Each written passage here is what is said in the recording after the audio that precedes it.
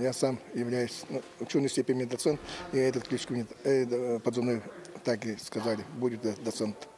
Когда первые дни начались, уже в сентябре, уже принял решение, что я туда поеду.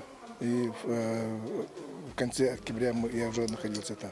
Но первый бой, когда мы туда приехали, уже 15 день уже мы оказались на передке. Но хорошо, что старшие братья там были, до нас, которые приехали. И эти ребята, короче, нам очень сильно помогли. И если их не было, конечно, мы тут живыми не стояли бы. Но всегда первые бои, первые дни, они никогда не забываются.